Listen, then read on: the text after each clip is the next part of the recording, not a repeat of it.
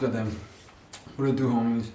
I cleaned up a little bit, had some PB&J, some avocado toast, just been chilling. And for the past hour or so, I've just been listening to this book called Healing Back Pain by Dr. Sarno. And for those of you that don't know, a couple of years back, damn, actually thinking about it, that was 4 years ago. Damn, but yeah, 4 years ago, I was lifting a lot of weights back then, you know what I'm saying, on that bodybuilding thing. And basically I was doing squats, heavy squats, which was never a problem. For almost everything I would do really clean form, I wouldn't ego lift or anything, and I was generally really good at what I was doing. But on squats I developed a side butt wing, which is this is your back when you squat, these are your legs. It's it kind of imagine this is you squatting, you go down, you're squatting, you're leaning, and it kind of, obviously not this exaggerated, but basically your back kind of I don't know, it's hard for me to show it on here, but basically kind of caves in and puts pressure on your discs, you know, the little soft parts in between the vertebrae in your spine. And I got a bulging disc. I had honestly, it was a weird pain, and I was damn, what was that? I felt kind of sharp, you know. But then slowly, it would just kind of get more aggravated and stuff. And then at one point, I had a full on. When was the first time? I think it was. Yeah, it was in Bulgaria. At that time when that happened, I was living in Italy. Over the summer, I was in Bulgaria, and which is my home country, and I was lifting with a homie of mine, and I lifted up 30 kg dumbbells just to do some presses. Cause back then I would do shit like that. Thinking about that now, I was damn, 30 kg, goddamn, bro. But anyway, I did that, and I got what you call kind of a spasm. Where I had a lot of pain. I almost felt my muscles were super tense and everything hurt, and I had nerve pain. Whenever I went home, I was laying down. I barely walked home, and the gym was 200 meters away from my house. It was a very weird experience. It was the first time that it happened, and in total that has happened 3 times. Later in Brussels, it happened again when I was skating, and then another time when I was just chilling on my board in a very uncomfortable, not uncomfortable, but I guess bad position for that bulge disc. But the whole point of this is that recently, ever since I kind of got on this spiritual journey, I realized the power of your mind, psychologically, how you can condition yourself to feel certain things without even realizing it. And I was damn, because also I felt this from other people as well, whether it would be doctors or even friends of mine, which I know that's not that wasn't their intention, but they would say oh man, you have your fucking hernia, which is what we call the bulging disc. It was kind of a running joke in my group, you know. I definitely found it really funny, but I felt all those jokes and stuff, and even me being I got my fucking hernia, I got my grandpa back, blah blah blah blah. It made me think about it more subconsciously, and I feel I kind of conditioned myself to expect that pain when I'm doing certain things. If I have if I'm skating back to back every day, I expect to feel pain at some point, even if I'm stretching and stuff. Or yeah, if I'm sitting down for something, if I'm driving for a whole day type shit, or even for just a couple of hours and I'm sitting down, I expect to feel pain. So yeah, and basically what this book is about is this guy called Dr. Sarno, and he was one of the first people that really really kind of talked about this. TMS meaning, what was it called? Myositis syndrome, I don't know, some shit. Basically it's tension in your muscles. Myo is muscles, I think, and then tension, myosite, I don't know, some shit. But the point is he explains that actually there's a huge psychological effect on this. Human conditioning experiments, the Pavlov experiment with that dog. Most of you probably noticed how they would fucking he would give food. I mean, he would ring a bell and then give food to the dog. He did that multiple times to condition that reaction, like, oh, okay, bell equals food. And then he would ring the bell, wouldn't bring any food or anything, and the dog would instantly start like salivating, ready for the food. So in a sense, same shit. It's like I'm thinking, oh, a lot of skateboarding or whatever equals pain. So then at some point, even when the pain doesn't arrive, it's like I'm already getting prepared for it, and it just like leads to me feeling that pain. And one of his like big theories is that most of the time with this syndrome or whatever, like syndrome sounds so like, you know, but like with this kind of condition, this thing that happens to some people, it actually leads from like repressed emotions.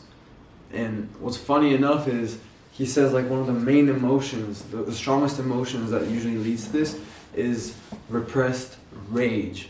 When he said that, I fucking tripped balls. I was like, real, because I have a brand called Rage, like a clothing brand, and like, I don't know, man, I've been like up and down with it, kind of thinking, damn, do I want to continue this brand, or do I want to like just start something new? Because like Rage, I was like, damn, Rage, like, do I like it as much now?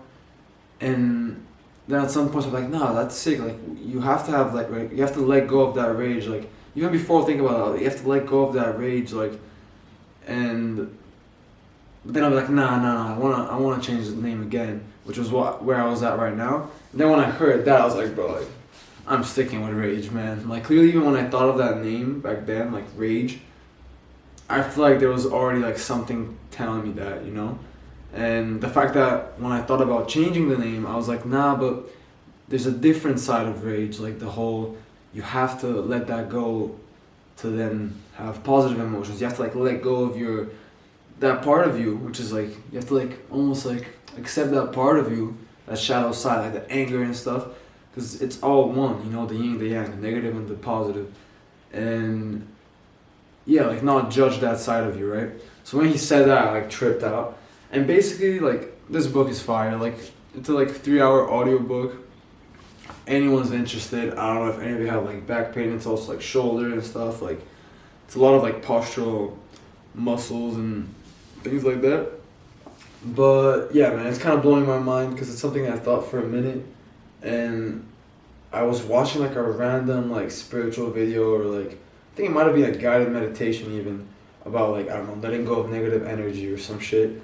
And one of the comments was like, damn, like this helped me a lot, but I have like really strong back pain and like, could you like give me some advice? And then some other random person replied, yo, I used to have hella back pain, blah, blah, blah.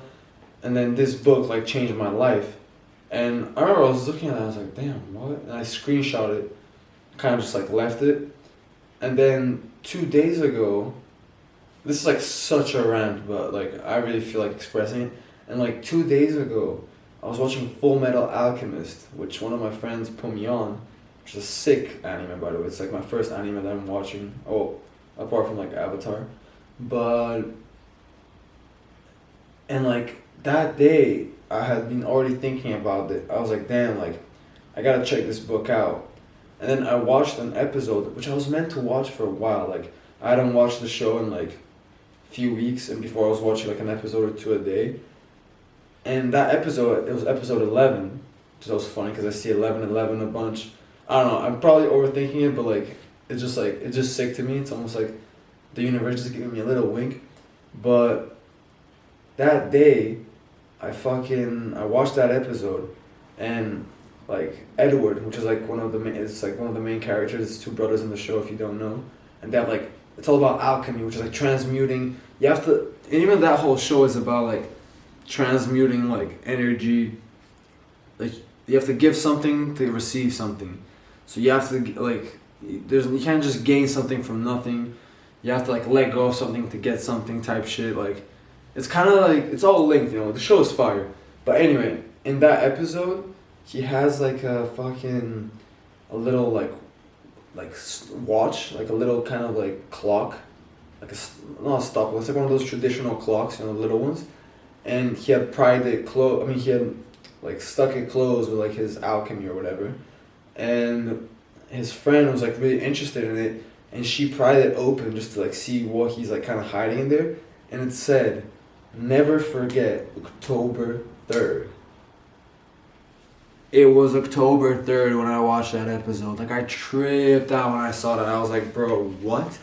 That's when I was like, bro, like something's happening today. Like, that whole day I was just thinking about, like, damn, like, I really gotta, like, let go of these repressed emotions. Like, they're really holding me back. Like, which obviously it's something I've had before. Like, it really hit that day. I was like, bro, like insecurities, anger, rage, like, guilt, shame, like, these fucking emotions, like criticizing yourself for these things and not allowing them to just be, like, for you to really feel them is like holding you back, you know? And yeah, it was just wild, basically. It was wild as fuck. So that book is sick, and I'm gonna finish that book right now, I think, or at least I'm gonna go, like, pretty in depth in it. And yeah, I'm just excited, man. Like, I'm excited. I feel like so many people are kind of like waking up to their true power, like the power of their mind, their soul. Like, we can literally do anything. Like, I read this book called Breaking the Habit of Being Yourself, actually. Bro, this is a legendary book. Like, absolutely insane book. Highly recommend. And in that book, it's all about kind of the same shit, you know? Like, when you do a bunch of things, when you act a certain way, when you build certain responses to, like, certain behaviors, like, let's say someone does this, you get angry. Or you do something, you feel guilty. Like, the more you make those connections in your brain, it's also conditioning, kind of like that dog thing I was talking about, the Pavlov experiment. And it's easier for those neural connections to fire together. So it makes it harder for you to stop something. That's why we have certain habits that we want to stop, but we're like, man, fuck, like, I just can't stop, you know? For example, like smoking cigarettes, like, yeah, they're also, like, addictive, like, in their essence, but there's also that just habit, you know? The habit is, like, I feel like the more addictive side of it. And yeah, it talks about how you get through it. It gives, like, different meditations you can do. It's like a whole process, which I actually haven't finished because I keep fucking neglecting it. And but yeah, in that book, they talk about, like, certain studies where they'll take two groups. One group will do, like, bicep curls for, like, I don't know, a certain amount of, like, reps, or they'll do bicep curls for, like, 30 minutes or some shit, like really light weights. They'll just do bicep curls, right? And then the other group, for the same amount of time every day, they would visualize themselves doing bicep curls. And in the end, the people who actually, like, did bicep curls, like, obviously, like, they got growth, they had growth, and they had, like, stronger biceps. But the people that just visualized it had, I think it was like 52 or 60, some shit like that, 60% of the effect. So they actually gained strength and size in their biceps from just visualizing, not even moving anything, just from that, like, tricking your mind into the experience that it's already happening. You're almost, like, telling your mind, oh yeah, like, those muscles should be growing. Like, I'm literally causing them, like, micro tears just from your mind. There's so much more stuff like this coming out all the time. The power of your breath, the power of your thoughts, affirmations, manifestation. Like, it's just super cool to see the world kind of, like, moving in that direction. And yeah, I'm just hyped. I'm just hyped to, like, let go of all this shit holding me back. And I'm hyped for everyone else to let go of all the bullshit holding us back, so we can just ascend together and, like, just be our true selves, you know, like, really do what we want to do, what we came here to do, without, like, overthinking or feeling like we're always behind, or all these, like, absolutely unnecessary things. So yeah, I'm hella hyped. This was, like, a complete rant. So if you made it to the end of this, I don't even know, I guess I'm just gonna post this, like, raw, like, this part. If you made it to the end of this, man, you're a fucking legend, and I wish you the same. If you feel like, you know, maybe you're holding yourself back, or, like, you're in certain cycles, or maybe you date similar people, or, like, you do the same mistake, or whatever the case, like, even though I don't believe in, like, actual mistakes, but you keep doing something that you're like, okay, I'm over this, like, I kind of got, like, I want to move beyond that or whatever, definitely check out either Breaking the Habit of Being Yourself, or just start looking into these things, you know, realize that you have the power. You can literally change those connections in your brain. You can tap into your subconscious. You can manifest anything you desire, for real. So yeah, man, love y'all. See you later.